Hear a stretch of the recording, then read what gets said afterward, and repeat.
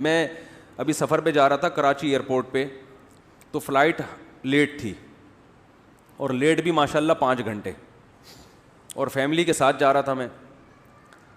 تو میرا ارادہ تھا دن میں جاؤں گا، حالانکہ دن کا ٹکٹ تھوڑا مہنگا بھی تھا، تو آگے کہیں جانا تھا بیان کے لیے، تو بچے بھی ساتھ ہمارے.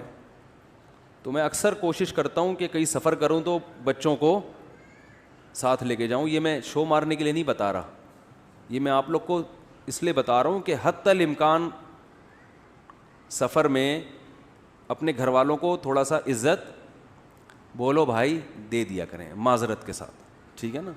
کہیں جائیں کریں گھومنے پھرنے یا کہیں تو لے جائیں ساتھ میں.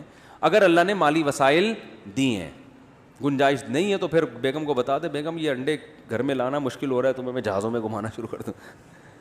جہاز میں نہیں، ٹرین میں لے جائیں، ٹرین میں نہیں بس میں لے جائیں. تو بالکل جو ہے نا جب سے شادی ہوتی ہے بس وہ ایک دفعہ ہنی مون کا ایک رواج ہے، اس کے بعد سے وہی تعلقات جو خراب ہونا شروع ہوتے ہیں. وہ اب لطیفے بنے ہوئے لوگوں کے، ایک آدمی کی نئی نئی شادی ہوئی، ہنی مون پہ گیا لے کے بیوی کو، تو دلہن ابھی نئی نئی دلہن تھی، تو ٹھوکر لگی ہے، تو ایک دم پاؤں اس کے دیکھ رہا ہے کہ چوٹ تو نہیں لگی. کوئی ظاہر ہے ڈینٹنگ پینٹنگ کا کوئی کام نہ کروانا پڑے نا مجھے، کوئی ایسا نہ کوئی بالکل نئی نویلی. جیسے گاڑی جب شو روم سے آتی ہے تو کیسا کیئر کی جاتی ہے نا. تو بیگم کچھ تکلیف تو نہیں ہوئی بہت. پھر 2-4 سال کے بعد دوبارہ کہیں سفر ہوا تو ٹھوکر لگی. اب تھوڑا سا اسٹائل کیا ہو گیا، چینج ہو گیا. بس اچھا ٹھیک، تھوڑا خیال کیا کرو. 4-5 سال کے بعد دوبارہ جانا ہوا، ٹھوکر لگی. ارے اندھی ہو اندھی ہے، نظر نہیں آتا. تو جتنی پرانی ہوتی رہتی ہے نا تعلقات، جو مارکیٹ میں شوہر بھی کبھی ایسا ہی ہے، جب شادی نہیں ہوتی ہے دلہن کو اپنے میاں سے بڑی محبت، میرے میاں ہیں ان سے ملی ہے. تھوڑا سا پرانا ہو گیا تو اب اس کی ویلیو ختم، اور بڈھا ہو گیا تو پھر تو کسی کام کا نہیں ہے. پھر تو بچوں کے ساتھ مل کے اس کو ستاتی ہیں. اللہ معاف فرمائے، جو زیادہ تر کی بات نہیں کر رہا میں، جو بیان نہیں سن رہی ان کی بات کر رہا ہوں. تو پھر تو بیٹوں کے ساتھ مل کے اس بڈھے کو جو تنگ کرتی ہیں نا، جو کیسز آتے ہیں پورا، کیونکہ اب نچوڑ لیا نا، خرچہ مکان بھی ہو گیا، سب ہو گیا بچوں کی، اب کس کام کا ہے بھائی تو، اب کس کام کا ہے. تو بیٹوں کے ساتھ مل کے وہ بیچارہ، اس کی عادت وہی ہوتی ہے پرانی آرڈر چلانے والی، مگر اب سننے والا کوئی نہیں ہوتا. پہلے تو آپ کے اس لیے بھی سنتے تھے بھائی آپ ناشتہ بھی آپ کی، ڈبل روٹی بھی آپ لے کر آئیں گے، انڈے بھی آپ لے کر آئیں گے. آپ کیا ہے بھائی، تو بیٹھا ہوا ہے کھانس رہا ہے.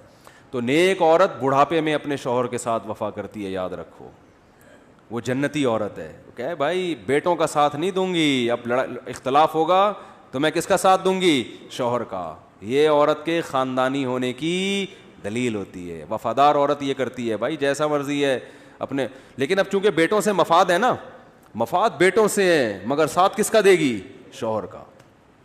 بولے کہ تم زندگی میں بعد میں آئے ہو، مجھے ٹھکانہ اس نے دیا ہے، تمہیں بھی اسی نے کھلا پلا کے بڑا کیا ہے. اور یاد رکھو 100% کامل دنیا میں کوئی بھی نہیں ہوتا، تو فالٹ اس میں آپ میں بھی ہیں، بچوں میں وہ تو ہے. زیادہ دیکھا جاتا ہے کہ زیادہ، یعنی احسانات خامیوں سے زیادہ ہیں یا نہیں ہیں. تو اسی لیے تو نبی صلی اللہ علیہ وسلم نے فرمایا خواتین کے جہنم میں جانے کا ایک بہت بڑا سبب شوہر کی نافرمانی ہے. خواتین پھر کہتی ہیں ہمارے خلاف بیان کر، آپ کے خلاف نہیں بیان کر رہا، آپ کو کہ گھر کو بسانے کی کوشش کر رہا ہوں اور آپ کو جنت میں لے جانے کی کوشش کر رہا ہوں. ایکسکیوز می، ٹھیک ہے نا. تو محبت کر لو اس بیچارے مکھنچو سے جو تمہاری زندگی میں آ گیا ہے، ٹھیک ہے نا. پہلے تو تلاش کرتی ہیں وظیفے، کوئی اچھا رشتہ مل جائے کہ وظیفے بھی کروا لیے اور دعائیں بھی ہو. جن کی بیچاریوں کی نہیں ہو رہی ان کی زندگی دیکھو کیسے گزر رہی. ہاں کوئی بہت خراب ہو، ظالم ہے، تو ہم تو پھر خود ایسی خواتین کو کہتے ہیں اس سے علیحدگی لو. پھر ہم اس مرد کی حمایت نہیں کرتے جو اپنے بیسک حقوق ہی ادا نہیں کر رہا. خام خواہ میں گھر میں چنگیز خان کی طرح داخل ہوتا ہے، بات ہی نہیں کرتا. بعض لوگ ایسے بھی ہوتے ہیں بچوں کو پیار نہیں کر رہے، ان کو ٹائم نہیں دے رہے. تو میں سفر پہ جا رہا تھا تو بچے بھی ساتھ تھے. اب فلائٹ 5 گھنٹے ماشاء اللہ لیٹ. اب بیٹھے ہوئے کہاں جائیں 5 گھنٹے کے لیے. تو بیٹھے بیٹھے پھر میں ایسے موقع پہ فائدہ اٹھاؤں، واٹس ایپ میں جتنے پرانے قبل مسیح کے میسج آئے ہوئے ہیں، کوئی پرانے تعلقات والے، ان سے فون کیا، سارے نمٹا. وہ لوگ بھی کہتے ہیں آج مفتی صاحب کو ہو گیا ہے، کاش تو بڑی لمبی گپ شپ لگا رہے ہیں، بات چیت کر رہے ہیں، کبھی فون نہیں اٹھاتے تھے. تو سارے ایسے نمٹا دیتا ہوں. تو میں بیٹھا ہوا تھا، ایک خاتون آئی، بالکل ہی لبرل قسم کی خاتون, حلیے سے لگتا ہے نا کہ کوئی زیادہ مذہب کو فالو نہیں کرتی. کہا مفتی طارق مسعود صاحب ہیں. میں نے کہا جی ہاں. کہہ رہی ہے میں 2-3 سوال آپ سے پوچھوں گی, لیکن آپ مجھے بتائیں غصہ تو نہیں آئے گا آپ کو؟ میں نے کہا نہیں انشاءاللہ. سوال پہ نہیں آئے گا, اگر کچھ سوال پوچھو تو نہیں آئے گا. اب گالیاں دینا شروع کر دو مجھے تو پھر بھائی کوئی سوال تو کچھ بھی پوچھا جا سکتا ہے نا. کہہ رہی نہیں, میں نے بعض مولویوں کو دیکھا ہے ان سے کوئی سوال پوچھو تو ایک دم وہ کفر کا فتویٰ لگا دیتے ہیں. میں نے کہا بھائی آپ نے جو پوچھنا ہے آپ پوچھیں. بعض لوگوں کے دل میں, اب میں یہ اس خاتون کا واقعہ کیوں سنا رہا ہوں, واقعی اس کو اشکالات تھے اور یہ چاہتی تھی میری کنفیوژن دور ہو, تو اس کو اس اشکالات کے جواب الحمدللہ مل گئے. تو وہ انہوں نے وہی اشکالات جو غیر مسلمین کے ہوتے ہیں نا, نبی نے شادی اتنی کم عمر لڑکی سے کیوں کری, یہ ان کے جو 2-4 یہی گھوم کے ان کے کو بیچاروں کو کچھ ملتا ہے ہی نہیں. ٹھیک ہے نا, کہ نبی نے شادی اتنی کم عمر خاتون سے کیوں کر لی, امی عائشہ سے, اور پھر یہ کیا حکمت تھی, وہ میں نے بتایا ان کو, خیر مطمئن ہو گئی جواب سے. اور 2-4 اسی قسم کے اشکالات جو کامن ہے, جو اکثر لوگ پوچھ رہے ہوتے ہیں. تو کہنے لگی کہ میں نے کہا اب بھی کوئی اعتراض ہے نا آپ کے ذہن میں پوچھ لیں, فلائٹ تو 5 گھنٹے لیٹ ہے, بلا تکلف پوچھیں. پھر کہنے لگی غصہ تو نہیں آئے گا؟ میں نے کہا نہیں آئے گا. تو خیر وہ انہوں نے پوچھے, پھر انہیں نمبر بھی لیا کہ کوئی, میں نے کہا میں فون اٹھاتا نہیں ہوں لیکن کبھی اٹھا لیا تو آپ, اور پھر میں نے کہا کہ دنیا میں بہت سارے علماء ہیں, کسی سے بھی کوئی بھی سنجیدہ عالم آپ کے سوال پہ غصہ نہیں ہوگا. آپ کو پتہ نہیں کس مولانا سے آپ کا واسطہ پڑا ہے جو غصہ ہو رہا ہے. ہم نے تو دیکھا ہے علماء غصے نہیں ہوتے.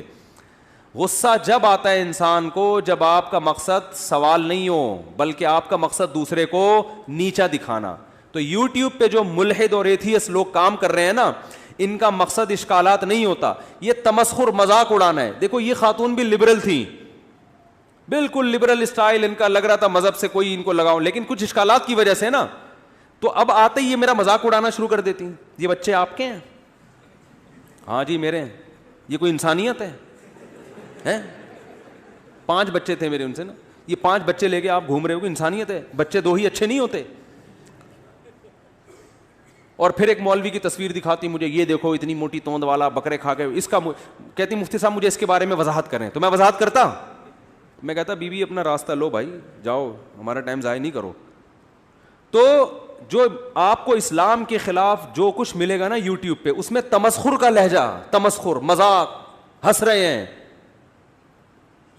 تو یہ صاف اس بات کی علامت ہے کہ آپ دوسروں کو درس دیتے ہو کہ ہم, یہ مولانا لوگ جو ہے نا وہ کیا کرتے ہیں, یہ غصے میں آ جاتے ہیں اور یہ مذاق کرتے ہیں اور یوں کرتے ہیں. بات یعنی ان کو ایٹیٹیوڈ نہیں ہوتے. تو آپ کے اسٹائل سے پتہ چلتا ہے کہ آپ کے پاس دلائل نہیں ہیں, تبھی آپ مولویوں کا بہت مذاق اڑاتے ہیں. مدرسوں پہ الزامات, مولویوں پہ الزامات. وہ اگر کیا بھی ہے کسی مولوی نے تو اسلام نے کوئی ہر مولوی کا ٹھیکہ تھوڑی لیا ہوا ہے بھائی. اسلام نے تو میری بھی ذمہ داری نہیں لی ہے کہ 15ویں صدی میں مفتی طارق مسعود صاحب ہوں گے, وہ بہت نیک ہوں گے.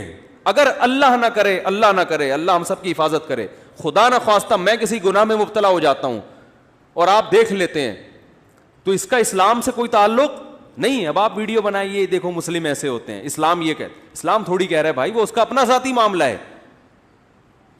تو اس نبی صلی اللہ علیہ وسلم نے فرمایا نا کہ منافق کی 3 نشانیاں ہیں. ان میں ایک علامت آپ نے بتائی کہ جب وہ جھگڑا کرتا ہے, بحث کرتا ہے تو گالیاں دیتا ہے. مجھے یہ حدیث سمجھ میں نہیں آتی تھی, اب سمجھ میں آتی. تمسخر بھی گالیوں کی ایک قسم ہے نا, یعنی دلائل نہیں ہوتے تو الٹے سیدھی ہانکنا شروع کر دیتا ہے.